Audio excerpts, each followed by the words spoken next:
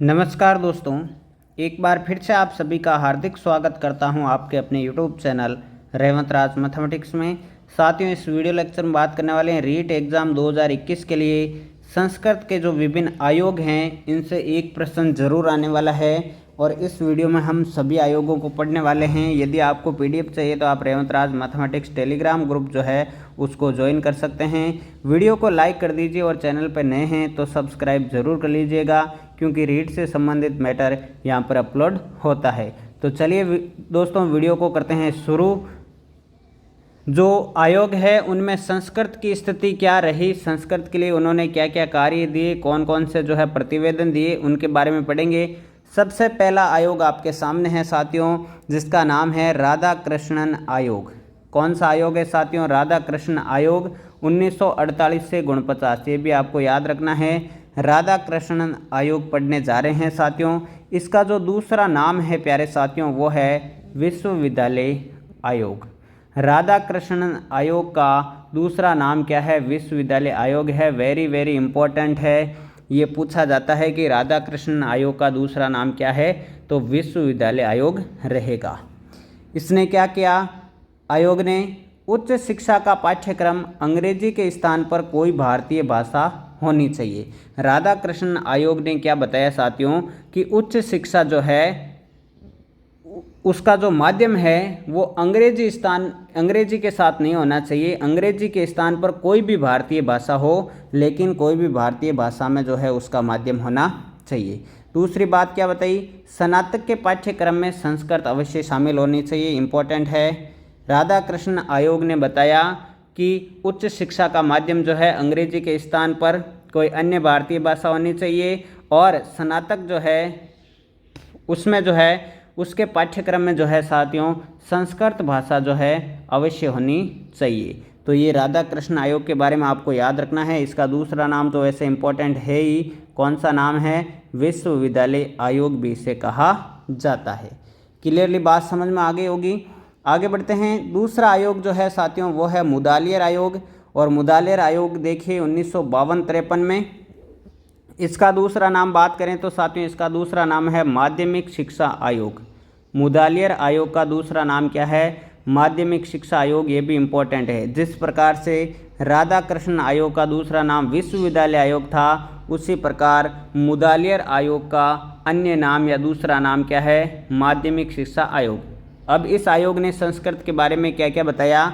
इन्होंने जो है द्विभाषा सूत्र के रूप में दो विकल्प दिए। द्विभाषा सूत्र के रूप में दो विकल्प दिए, और इस आयोग ने हिंदी को अनिवार्य भाषा बताया है।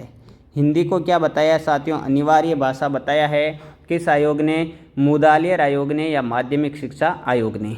और इसने क्या कहा कि विद्यालय पाठ्यक्रम में संस्कृत भाषा होनी चाहिए। अब यहाँ पर राधा कृष्ण आयोग ने क्या कहा था कि स्नातक के पाठ्यक्रम में संस्कृत भाषा होनी जरूरी है, और यहाँ पर मुदालियर आयोग की बात करें तो इसने क्या कहा कि विद्यालय पाठ्यक्रम में जो है विद्यालय का जो पाठ्यक्रम है कक्षा 10 तक का, कक्षा 10 या 12 तक का, उसमें जो है संस्कृत भाषा होनी चाहिए। ठीक है, तो आपसे पूछा जा सकता है मुदालियर आयोग का दूसरा नाम क्या है? तो माध्यमिक शिक्षा आयोग है।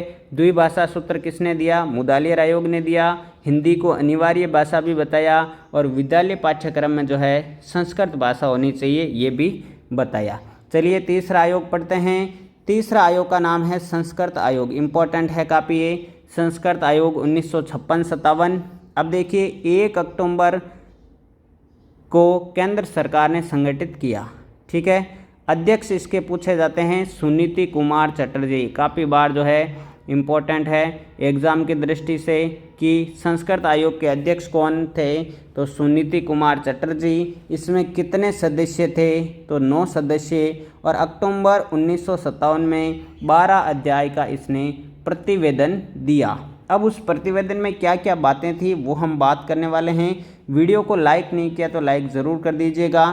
संस्कृत आयोग के अध्यक्ष कौन? सुनीति कुमार चटर्जी। सदस्य कितने हैं? 9। और प्रतिवेदन कब दिया? अक्टूबर 1957 में। कितने अध्याय थे? 12 अध्याय। क्या क्या बातें बताई इंपॉर्टेंट? पहली बात ये बताई कि संस्कृत भारतीय सभ्यता और संस्कृति का अवतार है। ये सीधी सीधी लाइन जो है आपके एग्ज़ाम की दृष्टि से पूछी जा सकती है कि संस्कृत भारतीय सभ्यता और संस्कृति का अवतार है, यह किस आयोग ने कहा है या किस आयोग के प्रतिवेदन में ये बताया गया है? तो ये बताया गया है संस्कृत आयोग के प्रतिवेदन में। दूसरी बात क्या बताई कि माध्यमिक विद्यालयों में संस्कृत अनिवार्य भाषा होनी चाहिए। क्या बताया? माध्यमिक विद्यालयों में संस्कृत अनिवार्य होनी चाहिए। तीसरी बात बताई, संशोधित इसने भाषा सूत्र दिया जिसमें मातृभाषा आनी चाहिए, आंग्ल भाषा आनी चाहिए और तीसरी भाषा के रूप में संस्कृत, अरबी, फारसी, लैटिन जो भी होती है वो भी होनी जरूरी, यानी संस्कृत को इसने भी स्थान दिया है। तो संस्कृत आयोग के अध्यक्ष सुनीति कुमार चटर्जी, सदस्य इसमें 9 थे। अक्टूबर 1957 को 12 अध्याय का इसने प्रतिवेदन दिया और प्रतिवेदन की हमने मुख्य मुख्य बातें देखी। संस्कृत भारतीय सभ्यता और संस्कृति का अवतार है।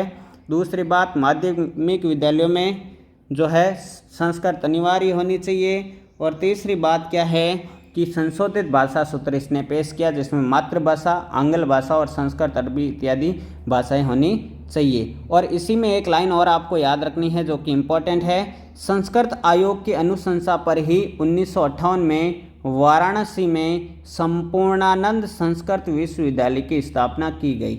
वेरी वेरी इंपॉर्टेंट है साथियों, आपसे पूछा जा सकता है कि 1958 में वाराणसी में संपूर्णानंद संस्कृत विश्वविद्यालय की स्थापना किस आयोग की अनुशंसा पर की गई? तो वह कौन सा आयोग था साथियों?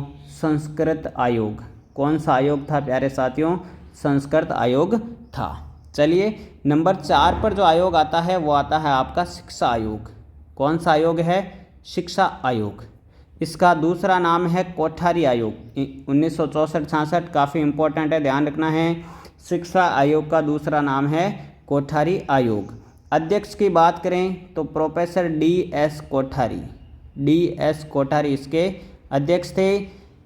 इस आयोग में क्या क्या बताया गया है संस्कृत के बारे में कि विद्यालय और विश्वविद्यालय में संस्कृत वैकल्पिक विषय होना चाहिए। विद्यालय और विश्वविद्यालय में जो संस्कृत है वो वैकल्पिक विषय होना चाहिए और संस्कृत के साथ प्राचीन शब्द जोड़कर भारतीय भाषाओं से बाहर कर दिया। ये जो है एक प्रकार से संस्कृत के लिए दुर्भाग्य की बात हम कह सकते हैं साथियों। इस आयोग में जो है संस्कृत के साथ एक प्राचीन शब्द जोड़ दिया गया जिससे जो संस्कृत है वो भारतीय भाषाओं से बाहर हो गई। ये आपको मुख्य मुख्य बातें इसके लिए याद रखनी है। किस आयोग के लिए? शिक्षा आयोग के लिए। अब है राष्ट्रीय शिक्षा नीति 1968। इसमें क्या बताया गया? विश्वविद्यालय स्तर पर इंडोलॉजी, इंडोलॉजी का मतलब होता है जो इतिहास होता है ना, इतिहास, इंडोलॉजी के रूप में संस्कृत का अध्ययन व अनुसंधान हो। 1968 की जो राष्ट्रीय शिक्षा नीति आई उसमें बताया गया कि जो विश्वविद्यालय स्तर पर है वह इतिहास के रूप में जो है संस्कृत का अध्ययन और अनुसंधान कार्य होना चाहिए और संस्कृत ग्रंथों का अन्य भारतीय भाषाओं में अनुवाद होना चाहिए। ये लाइन इंपॉर्टेंट है, आपसे पूछा जा सकते हैं कि किस शिक्षा नीति के अंतर्गत या किस आयोग के अंतर्गत बताया गया है कि संस्कृत ग्रंथों का अन्य भाषाओं में अनुवाद होना चाहिए। बात समझ में आ गई साथियों। राष्ट्रीय शिक्षा नीति 1968 में ये 2 बातें आपको मुख्य रूप से याद रखनी पड़ेगी। आगे है राष्ट्रीय शिक्षा नीति 1986। तो 1986 में क्या फॉर्मूला आया था? 10+2+3, ठीक है, यानी 10 तक की शिक्षा, फिर 12 तक की शिक्षा, उसके बाद जो ग्रेजुएशन होती है उसकी शिक्षा। शिक्षा प्रणाली में संस्कृत आदि भाषाएं तृतीय भाषा के रूप में होनी चाहिए, यानी इसमें बताया गया है कि थर्ड जो लैंग्वेज है उसमें जो है संस्कृत भाषा होनी चाहिए। संस्कृत भाषा किस में होनी चाहिए? जो है थर्ड लैंग्वेज के रूप में होनी चाहिए। तो साथियों निश्चित रूप से आपको ये वीडियो पसंद आया होगा। हमने जो मुख्य मुख्य आयोग थे और संस्कृत के बारे में उनकी क्या संस्कृतियाँ रही, क्या स्थितियाँ रही, वो हमने आपको सारी बता दी। PDF चाहिए तो आप टेलीग्राम रेवंतराज मैथमेटिक्स को ज्वाइन ज़रूर कर लीजिएगा। जो हिंदी शिक्षण विधियों का मैराथन हुआ था उसकी PDF जो है आज डाल दी जाएगी। साथियों निश्चित रूप से आप परेशान हो रहे हैं, लेकिन परेशान होने की आवश्यकता नहीं है। जो हिंदी का जो मैराथन वीडियो हुआ था अपना 2-2.5 घंटे का शिक्षण विधियों का, उसकी PDF आपको उसी टेलीग्राम चैनल पे डाल दी जाएगी। वीडियो को लाइक ज़रूर कर दीजिएगा। संस्कृत का शिक्षण विधियों का मैराथन भी जल्दी आने वाला है। तो मिलते हैं अगले वीडियो में साथियों, तब तक के लिए सभी को जय हिंद, जय भारत, थैंक यू।